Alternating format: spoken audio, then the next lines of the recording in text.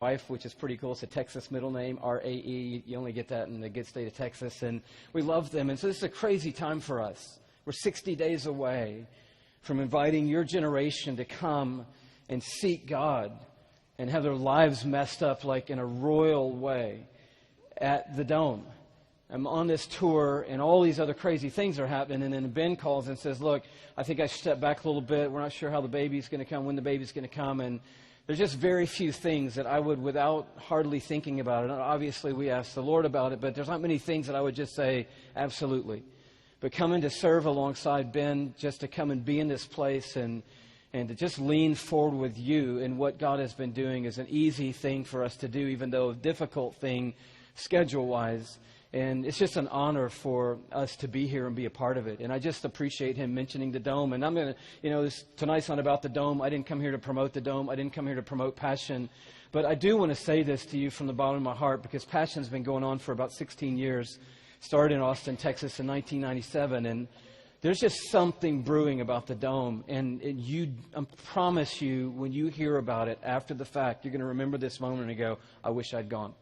I promise you that. And you're like, well, Louie, I live in Katy, Texas, and it's in Atlanta, Georgia. Or I live in McKinney, and it's not near Atlanta. I know that. That's why we came from Atlanta to Fort Worth last year, because, see, we know how far it is from Atlanta to Fort Worth, Texas, and we know how far it is to Atlanta to Breakaway. So I know all the distances. I've lived in Texas, and I've lived in Georgia, so I know how far it is. And I also know you, and you do exactly what you want to do. You figure out a way. And so figure it out is what I'm telling you. Figure out a way and get yourself into that Dome. And that way you won't be going after the fact when you're hearing about what God did. I wish I'd been there. But tonight it's not about the Dome. 60 days away. Tonight is about a question. And I don't know. I just feel so amped and a little bit humbled just to come and put this question out tonight. Because I really believe that God is doing something unique in this generation. I believe there is a different wind blowing right now around the whole world, not just in the United States, not just at Breakaway, but in all the places we've been recently around the whole world. And I know that the hope of something amazing happening on this campus is right at our fingertips, right? And you're like, well, what do you mean the hope of something amazing happening? Look around. I mean, this is it. This is the amazing thing happening. But I wonder how many students at A&M are still going to do their same routine this weekend. And I wonder how many more people are going to be alive in Christ at the end of this semester than were at the beginning of the semester. Is it going to be 10 or 50 or 100? Or is it going to be 6,000 new followers of Jesus at the end of this semester? Or maybe 10,000 new followers at the end of this year? Because that's the kind of potential that's going on right here tonight. And the way that happens is not really about what happens in a dome. I'll take Passion 2012 as an example. It's not really about how God moves in a dome. It's really more about how God moves in a dorm. That's when a mighty spiritual outbreak is going to happen. It's not so much about, and I'm excited about the dome. I love it. The fact that there'd be tens of thousands of people in a stadium is a cool thought. But it's not going to change the whole landscape of the campuses of the nation until what happens in the dome happens in a dorm. Are you with me? You're like, well, I don't live in a dorm. Well, you just fill in where you live. In your condo, in your apartment, in your house that you share with some people, and wherever it is that you call home, if it's not a dorm, it's only there, really, that the power of the gospel has all this potential. And the reason I love being here tonight, it's a couple of reasons. I'll tell you, for me, number one, my life got completely flipped upside down as a college student. And I had the whole church background. How many of you guys have had like a massive church background? Can I just see a show of hands so I kind of know who's out there? Just hold them up high enough where I can see them. Cool. So you're kind of like me. I was born, I don't think you can get more church background than this. I was born in Georgia Baptist Hospital, okay? I was born in a Baptist hospital. 3 weeks later, because it was the old days, nobody stayed at home and kept your kids until all the whatever immunization stuff could happen. They'd take you to church. I probably was there the next week. In the little baby crib that all those other cribs germs were in. And I was right in there probably the next week. That was my background, and I loved it. And I don't have any regrets about it. I don't have any angst about it. I don't have anything against the church for it. I loved all of it up to college. I just didn't get it up to college. I had all the experiences. I really do believe my heart was for God. I do believe I made a decision to put my faith in Jesus. I do know that I had some amazing youth camps where I bawled my eyes out, made all these grand promises to God, same ones I made the year before, but only more determined this year. And I had all those great experiences, but when I was a freshman in college, it all changed. And I mean, by change, I don't mean like a little modification, a little tweak. I mean a complete flip-flop.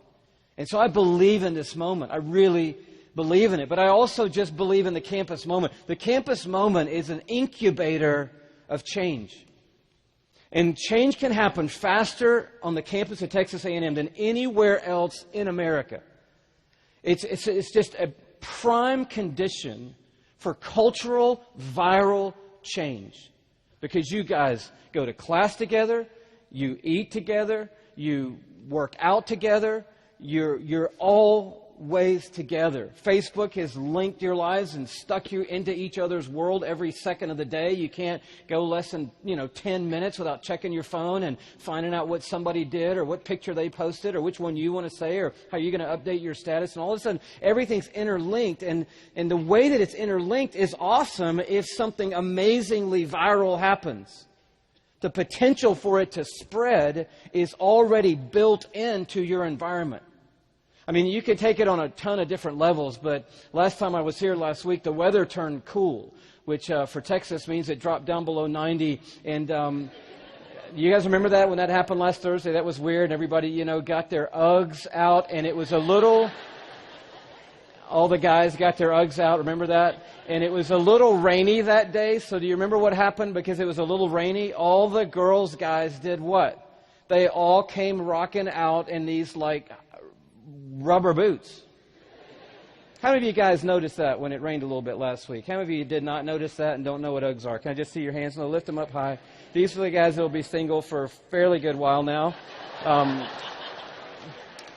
God bless you, man. Hope it goes well. Hope you like single life. You're like, what is that all about? That's just free. That's no spiritual value to that. But you're not paying attention to women's shoes. You're going to be single for a long time. That's all I'm telling you. You got to dial into this. But ladies, you know what I'm talking about? Do these things make it to Texas A&M? I have a feeling they might have. And I mean, it's like, oh, please, is it going to rain? It's going to rain. We're wearing the boots today. And, come on, we're breaking them out, and even, it rains somewhere else in Texas. Okay, we're breaking them out just in spirit, Well, let me tell you something, because we've been all over the country recently, and we're in a different city every day right now. That's true everywhere. That's true on every college campus right now. It's just the way life is. Things click, things happen, word spreads, and everybody gets on board. So here's my point. If Christ is risen from the dead, if He has come back from the dead, and He has the ability to transform the heart, I'm not talking about heaven. Please don't misunderstand me. I'm not talking about somewhere you go when you die. I'm not talking about something that you ascribe to and sign your name at the bottom of and say, I believe in all that stuff. I'm talking about changing your heart, changing the inside of you. You coming to a place of going, hey, Jesus is the only thing that's going to satisfy all this stuff raging inside of me. Period. End of story. He's the one I've been looking for. And when I found Him, the wounds were healed, the broken stuff's being put back together, all the messed up stuff is sort of being reworked for something pretty amazing. And I love this guy, and there's never going to be anybody else like Him in my life. Period. End of story. Tomorrow on Wednesday, He's going to be my thing. Tomorrow on Wednesday, He's going to be my thing. Not, oh no, I'm a Christian. Yes, I believe in God. Yes, I made a public profession of faith. Yes, I've been baptized. Yes, I believe in all that stuff. And I know for sure if I died tonight, I'd go to heaven. But the fact of the matter is that most people here aren't going to die tonight. Most people here are going to wake up tomorrow. And if the gospel isn't real tomorrow, then who cares about what happens in the sweet by and by somewhere down the way? Because people at A&M want to know, is it real right now? And can it change me? Because I got stuff. And I need to know if Jesus is powerful enough to change my heart. Psalm 34 is all about that. If you've got your scriptures with you tonight, I'd love to just read a little bit of it with you. The idea tonight is about the difference between information and revelation. Can you say that with me just so I know we're all on board? The difference between information and revelation. And there's a big gap in between those things. And the psalmist here is talking about revelation. This is what he says, verse 1. I will extol the Lord at all times. Now, extol is a big church word, but come on, it's right there in Scripture. It just means I'm going to build up. I'm going to lift up. I'm going to talk about. I'm going to brag about. I'm going to be about the Lord at all times. Now, that's a cool opening line right there. Not just like at Breakaway, not like at my small group, not on Sundays, but at all times, anywhere, anytime you find me, I'm going to be extolling the Lord because of the next things you're gonna hear here. He says, His praise will always be on my lips. My soul will boast in the Lord. And then he says, let the afflicted hear and rejoice. That's kind of our key little equation going on tonight. And then he has an invitation. Glorify the Lord with me and let us exalt His name together. Now that little phrase is the one I love. My soul will boast in the Lord. And that's what will change a campus. That's what will change a city. That's what will change a generation. When Christ becomes so real to us that our soul starts boasting in Him. And we just, in a way that we just, sometimes the people around us are like, you know what? I mean, I get it. He's the greatest thing you've ever seen in life and in eternity. He's the most valuable thing in your world. Jesus is it to you. I get that. And when they're starting to get that, you know that you must get that because you can't stop talking about it. And we do that. Do you guys date at A&M? I know it's kind of in and out in different places. Do y'all date here? Or do y'all just hang around in large groups of people and sort of secretly like people? The latter? I don't know. I know you go to football games and kiss the heck out of people. I mean, so I don't know exactly how all that works out. I just know that I didn't know that was an option when I chose the school I went to, and so I wish I could rewind some of that. We didn't even have a football team where I went to school, so imagine that, 4 years of nothing, I mean, there's just no chance even of it. But when somebody finds that person, you know what I'm talking about, and maybe they're your roommate, and after about 3 weeks, you're just done with it. You're like, we know, Larry, we've heard about Larry, everything's Larry. Larry. There's a Larry that's a friend of mine here. I'll pick another name. So it's Bobby, Bobby this and Bobby that, and Bobby came by, and Bobby called me, and Bobby left me a message, and I forgot I need to text Bobby, and she's on her computer again. She's instant messaging with Bobby. It's Bobby everywhere. And everybody's just like, we know. We get it. That's the normal thing. And when you fall in love, you can't stop that from happening.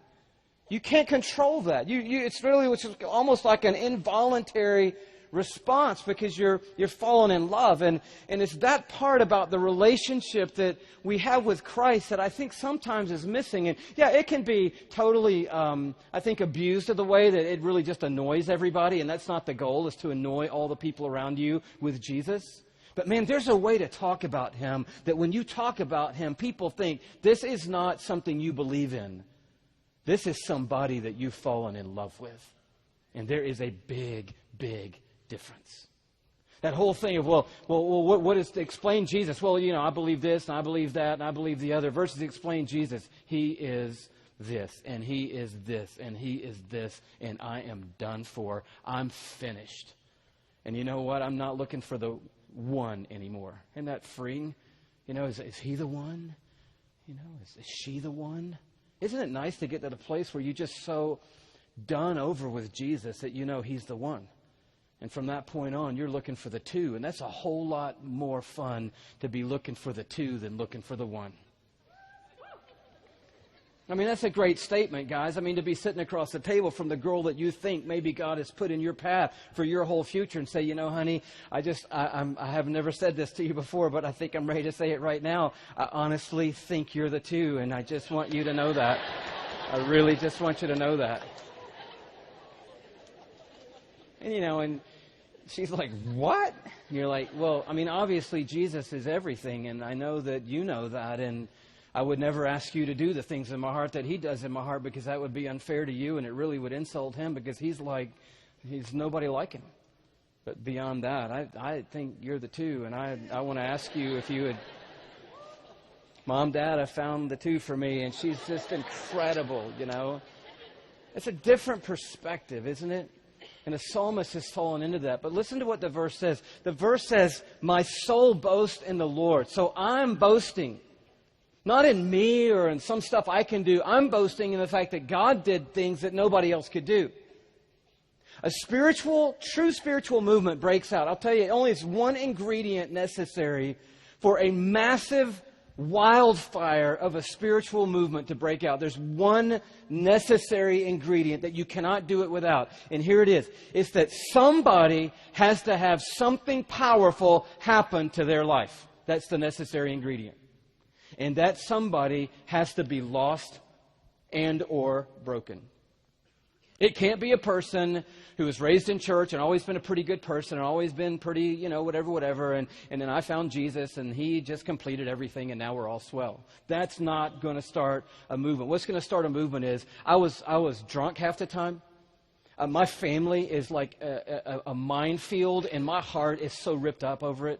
I'm angry half the time. I'm frustrated the other half of the time. I feel abandoned half the time. My self-image is in the tank half the time. And it's all because of my dad. He was all jacked up half the time and abandoned our family. And then we got this stepdad guy who is totally clueless. And it's just got me all wound up inside. And when I met Christ, He started unwinding all the stuff that was wound up. And He started putting back together my self-worth and putting back together my hope and putting back together my heart in such a way that I think I'm coming back to life again, people. That's boasting in the Lord.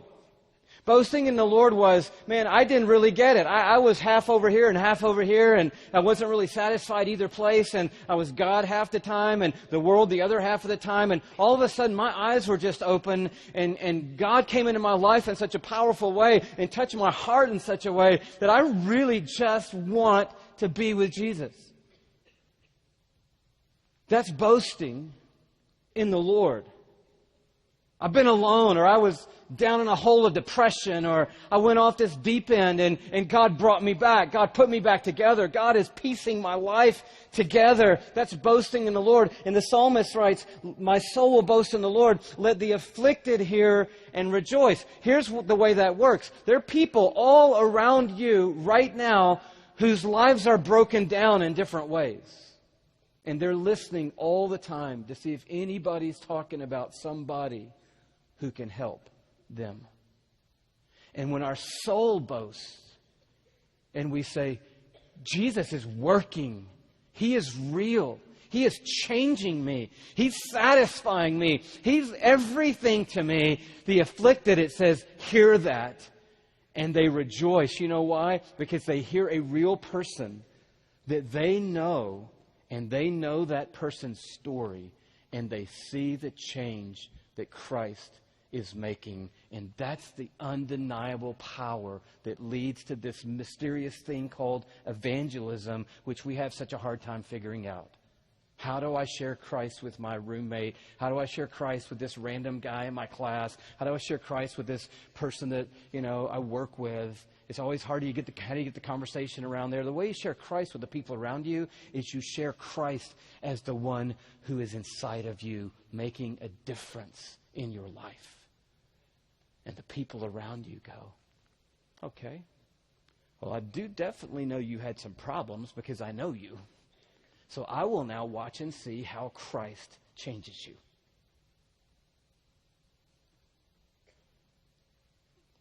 Dude. Wow. What's going on? What's happening to you? I know you. I've thrown up with you before. Multiple occasions. Remember the time we ended up in that guy's field and we didn't know where we were or how we got there? Remember that weekend? What's happening to you? Dude, you used to be so angry. You used to be so bitter. You used to be so hard-hearted. You used to be so jaded. You used to be so religious. What happened to you? You're not all puffed up and religious anymore. You seem like you're genuinely broken, humble, and really in love with God now. What happened to you? And people are watching. And as soon as they see that Christ has done something in us, the afflicted draw near to that. The afflicted come close because they're hurting. They're dying.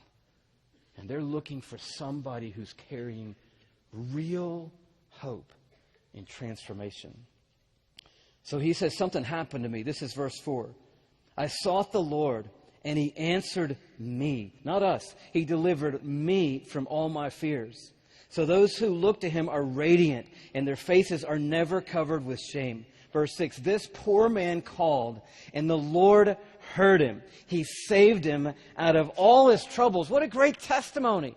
But to say that, I mean, he's just being honest. He's saying, I had fears. He said, I was in trouble. I was poor in heart or spirit. My life wasn't all together, and I was honest about it. But I went to God, and God responded to me. He saved me out of all the troubles. And he says, the angel of the Lord encamps around those who fear Him, and He delivers them. Now that's only 7 verses of Scripture from one psalm, but the psalmist is saying, hey, for me, I'm going to extol the Lord everywhere.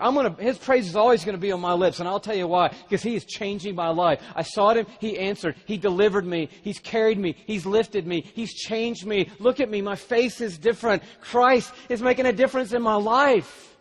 And then He gives this invitation, and I love the invitation. Our invitation is almost always come and join. That's our invitation. Hey, you should come to this or come to that or go to this or go to that or join this or join that. The invitation here is a little bit different, and I love how personal it is. Verse 8, taste and see that the Lord is good. Blessed is the man who takes refuge in Him. Taste and see. Now, that's pretty personal. Put it in your mouth. Put Christ in your mouth. Chew Him up and swallow Him and ingest Him. Take Him on board and see. In other words, have your eyes open to see who He truly is. Information is being able to tell everybody everything you know about Jesus. Revelation is seeing Him in such a way that you're never the same again. I learned this as a student at Georgia State University. I took geology as my science elective. I don't know how things work at Texas A&M. I didn't go look at all the academic course offerings today. I wanted to, but I ran out of time to see if you offered geography. Geology actually is something that you could understand. I took geography as my science elective. I needed 2 semesters of a science elective, and I took geography. Does that make you think I'm not very smart when I tell you that? The reason I took geography was 2 reasons. One, I knew all the capitals of the 50 states, and so I thought I had a head start on the geography class. And the second reason I took it was because I'm a map freak. I don't know why. I don't know if I'm related to Rand McNally or if I just want to be, but I love maps, and I have all my life. And I've got a world atlas by my bed. I read it at night. Sometimes I just like to look at Iowa, and I'll just spend a half hour just looking at Iowa, and I'm happy as can be. So I took geography. I got in this lab group, okay? You know what a lab group is, right? Lab group's 5 people working on a project that 4 of them can't stand, hate, don't want to be there. One of them secretly, absolutely loves it, okay? I was the one that secretly absolutely loved it because our lab group was studying topographical maps of Mount Rainier. Now, I grew up in Atlanta, Georgia. Mount Rainier is in Washington State. I'd never been to Washington State. I'd never been farther away from home than Oklahoma City. I went there as an RA when I was a real little kid to the National RA Convention. And that's as far away from home as I'd been at this point in my life. And I don't know where Washington is. It's as far away in the lower 48 as you can get. I don't know Mount Rainier, but I love me maps. And so we got in the lab group, and there were topographical maps. You know what I'm talking about? The ones with the little squiggly lines on them that show you elevation rise and drop, even though it's a one-dimensional map.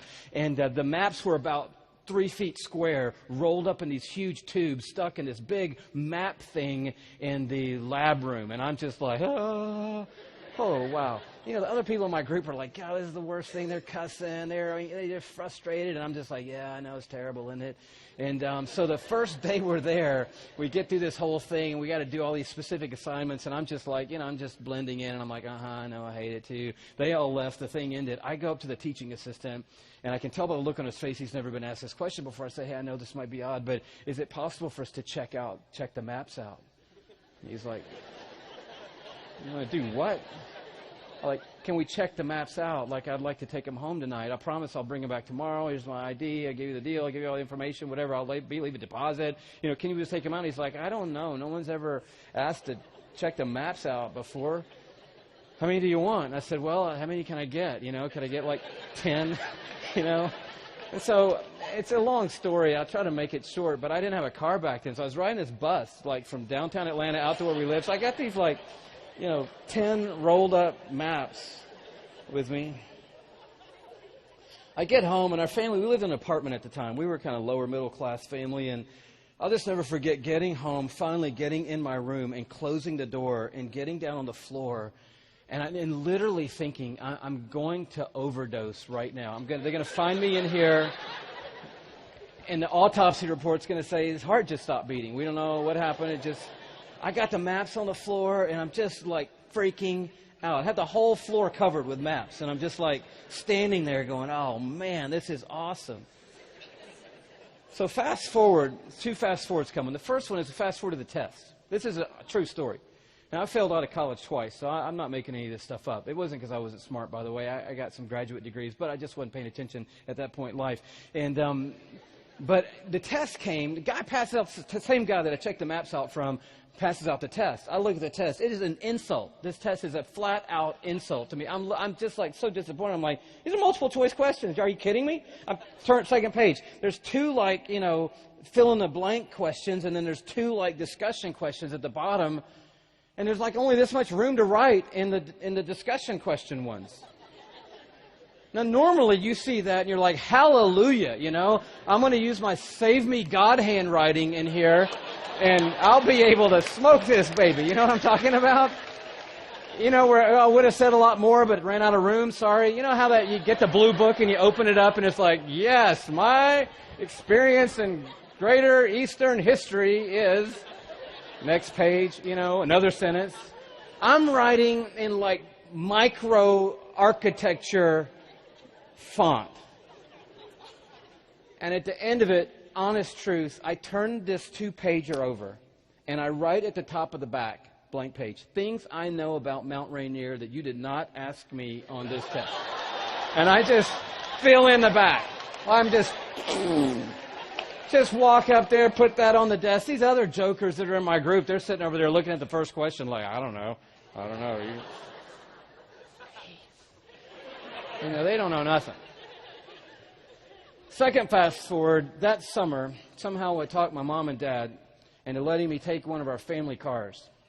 Don't get grand ideas.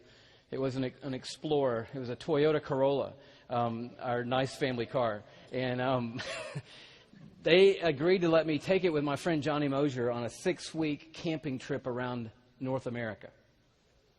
Pretty awesome. And I had mapped out our journey day by day, fairly anally. And on a particular day, we ended up in British Columbia on an island called Victoria Island. And you take a ferry back over from Victoria to the mainland. You drive down through Vancouver, which is a beautiful city. And then you drive down into Seattle, and pretty soon you drive out to Mount Rainier. And on the schedule for the day is Mount Rainier. And I'm a communications major in college, so I know how to communicate, right? So I haven't told Johnny Mosier that he has been riding all this time with an expert on Mount Rainier. I'm just saving that for the right moment. So up we go. We drive into the park. We drive up to Paradise Points, 5,000 feet elevations, highest place you can go in a car. There's a little park station there. We parked the car. We got out, started to walk through a meadow coming up sort of from the southwest face of Mount Rainier. It's a perfect blue sky day. You don't get that very often at Mount Rainier, but it was God's favor on us. And it's just awesome. It's perfect. We walked across the meadow. It's late summer, but the snow's just melting at 5,000 feet, and the flowers are blooming. It's perfect. And as we get across the meadow, there's a split rail fence there right here, and then just huge drop-off down below. And I'm just like, this is better than anything I've ever dreamed of. Mount Rainier, is a perfect volcanic cone, and it's 14,441 feet, and it gets more snow every year than any other place in the lower 48 states. And the Squally Glacier comes off the southwest face where we are, about 2,700 feet of vertical drop going over that way. And we walked up, and it was just like, oh, wow. And so I did what a good communications major would do. I paused, take it in, and then I was going to start the presentation. So here's Johnny, and here's me, and here's the meadow, and there's Mount Rainier. And the unexpected thing happened right then and there. I literally started sobbing. Yeah, like women cry sobbing, guys. I'm not talking about letting men cry. I'm not talking about... I'm talking about starts here, and you try to stop it, you know. You're like, no, don't come. And it's like, whoa, and then it's just all over, you know. It's happening. I'm just holding on to this thing, and I'm sobbing. I'm not kidding. I'm heaving, sobbing. And then over here's Johnny Mosier. And a couple of things that you ladies need to know about men. Men never look at other men when they're crying. That's just a rule. It's just a rule. And so he's just looking up at the mountain, you know, like...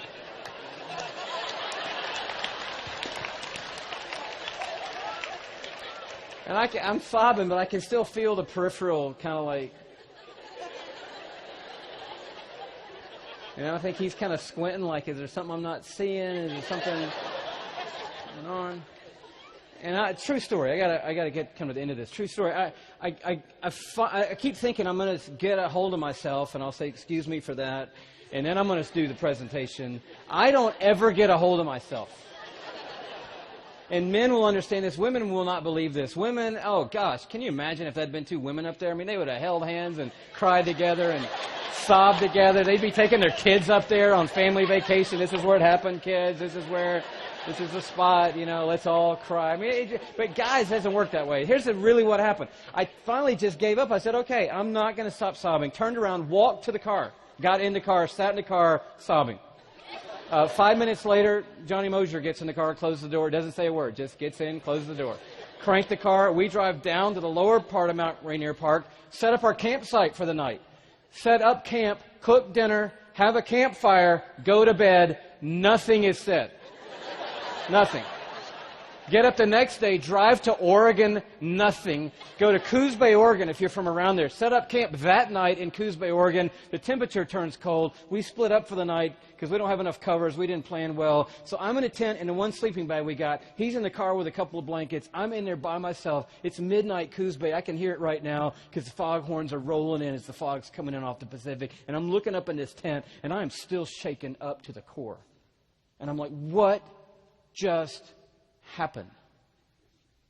And I believe God spoke into my heart as clearly as any time I've ever heard Him in my life as a college student in that tent in Oregon that night. And He said, Louie, what just happened to you is that you just learned the difference between knowing a lot about something and truly knowing something.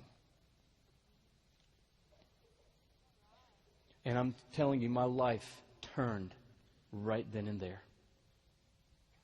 And I said, I will not spend my life knowing about Jesus.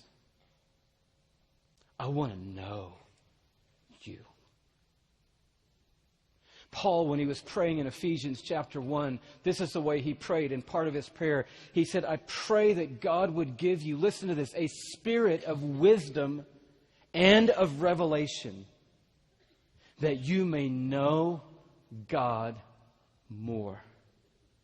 His prayer was to believers who actually were doing pretty good. His prayer was to people he had commended for their faith. But then he said, even though you're doing great, my prayer for you every day is that God would give you a spirit. That means God has to intervene. A spirit of wisdom and a spirit of revelation. Revelation means when God, from the outside, working in, opens our view, opens our understanding, opens our line of sight to something that we have never seen before and could never really see on our own. It's the difference between walking up to Christ and going, yep, I aced the Jesus test.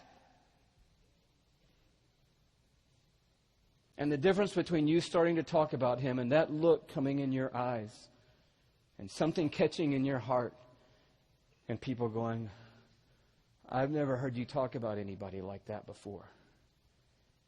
And you're like, yeah, let me tell you about the time I was in the meadow. And my eyes were open.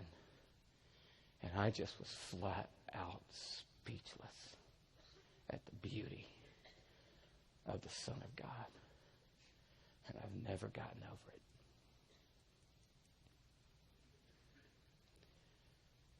it. Information can be managed. And you can be in here on Tuesday night and somewhere else on Friday night. Information works on the sunny days, but it won't hold you when the bottom falls out. And the bottom is going to fall out. But revelation changes us every day. And revelation holds you when the sky goes dark. And everybody else goes that way. And you're like, I've seen him. I've seen him. Just heading to the dome, I stumbled across this guy. I'll close sharing this. Named Gypsy Smith. He was a revival speaker at the end of the 1800s, coming into the 1900s is when he lived. And he preached all over the world. And everywhere he preached, the Spirit of God came in power. Just a huge spiritual eruption. And sometime into that, he ended up meeting with a group of people who'd come, these spiritual leaders from all over. And they said, we just want a few minutes with you. And we really just have one question. How does it work? I mean, everywhere you go, every time you speak, every time you stand up, God moves in this incredible way. How does that happen? And he goes, what are you asking me? And they said, we want to have revival happen in our town like you saw it happen in that town, or in our church like you said it happened in that church, or in your context on our campus like we heard it happen in another time on another campus. And he said, if you want revival, this is what you do. This is what he said to the guys. He said, when you go home today, go in your prayer closet and close the door. That was a big assumption, number one, that they had a prayer closet and they closed the door. He said, go in your prayer closet and close the door and draw a circle. He said, and get down on your knees and draw a circle around yourself on the floor and pray this prayer. God, I want a revival. And I want it to start in this circle.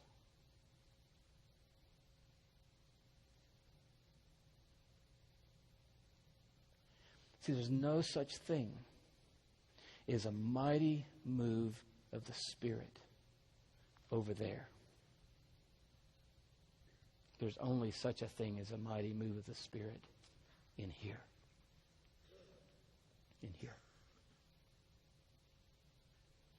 So I know that in this building tonight, there's somebody, and you're like me. You've come through it all. And it's just like on steroids now, though. I mean, we didn't have any Jeff Johnson band when I was coming along. I had some 8-track of somebody, I don't even remember who. Wasn't cool. We thought it was, but you wouldn't. But you've come through it all. But sitting in the building tonight for you, the reality is, I know all this stuff, Louie. But as far as like having an experience like you're talking about, like a revelation experience, like my eyes being open to Jesus and everything being completely undone. This thing where I could say what the psalmist says, taste and see, people, that the Lord is good. I can tell you from experience of tasting Him and having my eyes open, Christ is everything. And I just wonder, it's a big arena like this. And if we weren't in an arena and we were in some place where it was easier, I'd just ask if there was anybody here tonight in this whole group of thousands of people who would say, Louie, more than anything tonight, right here and right now, what I know is that I need to draw a circle around me on my knees and say, God, I need a revival to start inside this circle. And I think that's pretty near impossible the way this building is set up tonight. And so I just would like to pray for anybody who would say that. And that'd be your heart tonight. I don't want the maps. I want Him. I don't want more knowledge about God. I want to know Him. And if I was flat out honest on a Tuesday night in the light, in front of my friends sitting in this room, I'd have to say that it's not that genuine and it's not that comprehensive. the difference that Jesus is making in me. But I want it to be. I want it to be. And that starts tonight by you just taking that tiny step toward Him and going, God, I've been around all this my whole life, but I want something more. I want more than just information. I want to truly know you.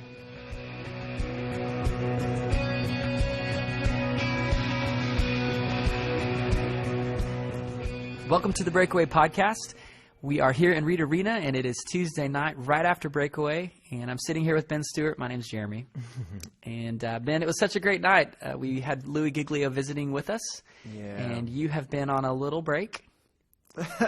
Yeah. And I don't think people in the podcast world know what's going on. No, sorry. I was laughing at calling it a break. On Thursday, ironically, Louie was in here town last week. So I went to lunch with him Thursday, left lunch with him, went to what was meant to be a routine clinic visit with Donna. And about midway through the visit with our doctor, I was falling asleep. And our sweet doctor looked at us and said, "Okay, so you're having your baby today?" And we were like, "Wait, what?" Yeah. Because it's 2 weeks early. And she was like... And so I was like, what are you saying? Like, it didn't even compute. And she's like, "You want to go ahead and head to the hospital?" And we're like, well, so we were reading all these books about how to prepare for that moment. And she's like, "Oh, no, this moment is upon you." It happened. So Friday morning, 5:49 a.m., Hannah Ray Stewart entered the world. And so it has been a surreal couple days. So we were laughing with Louie. It's like, "Hey, bye, see y'all later." And the next time he's here, and now I'm a father. So, what have you been up to the last 5 days? I've been up to being a dad. I bet he's been to Africa and back or something. Of course. That guy travels a lot. That's true. But baby's doing awesome. Mom's doing well. We're super happy and love life. And, man, you just celebrate the grace of God. We felt a conviction by faith, just going, man, okay, I need to start offloading some of these talks just so Breakaway isn't tyrannized by waiting for a phone call from me saying I won't be there tonight. And so we filled 2 of them. And this November 1st date we left open. I thought, I don't know if she'll come 2 weeks early. And then we just felt like, no, we need to give this one away. And it was weird. I spent a lot of time praying about November 1st. What are we going to do? And Louie's name came to mind. And what was weird is it came to my mind. And then people asked me, why don't you ask Louie? I'm like, I don't know why I wouldn't ask him. And so I did. And he came. And it's beautiful to see now. Like, there's no way I could have been up here with our kid coming. And not only that, I felt like what he said tonight, and if you're listening to this, you just heard it, was so timely for our students, and such a clear explanation of what it means to do just that, to say, I don't want to make it about facts I can rattle off if you ask me a religious question. It's my whole life is now about this man, this person who has changed everything, and challenging students to come around that, to beg God for that. Was beautiful. And there's something in me, I know I'm going on and on, but there was just something in me watching these students who I pray for every day and love, seeing them, hearing from this guy that I care about and respect and who's influenced my life, and hearing him tell them these wonderful things about God I desperately want them to know. My heart is just very full, just very grateful, and hope for all of you listening, you really come around this message as well, because it's just, it's beautiful, and he is worth standing in awe of. And if you don't stand in awe of him, I would just ask him, say, God, show me. Like Moses said, show me your glory. Give me a moment where the words leap off the page, understanding who you are becomes something very real in my moment with my particular pain, my particular shortcomings. And I'm telling you, a life on fire with a passion for God that's real and not just my religious attendance there's no limit to what can happen with a life like that. And so we want that for all of you. That's good. well, it's hard to add to what he said. You know what I mean? Like, it's just, Oh, that was we all just I sit wanted to there say. and we just go, you know, it's like, yeah, this is what we needed to hear for Yes. this time right now at A&M. And I know it's encouraged many of you that just listened. And so we just want to say a big thank you to Louie, and Shelley was here too, his wife, and just say thank you for being willing to step in and help out Breakaway during this season where you get to be a dad for the first time and enjoy being a dad, and also just not lose any momentum, like, at all, just with the way God is moving things here. We just really sense that he's just sovereign over all of it, and it's been cool to watch it. So thank you to Louie and Shelley, and just thank you to all of our volunteers for kind of stepping up tonight and making things happen, because it was not a normal night for us. We pushed the stage back and we kind of made room for more people, and just people have been working so hard around here. It's just such an honor to work with such amazing volunteers. So Totally. it was a great night. Jeff and Jordan Johnson were here leading worship, and they always do a great job. But, you know, we say this every week, but it gets better and better. And so we just thank them too. So it was special, and you know, it was neat just visiting with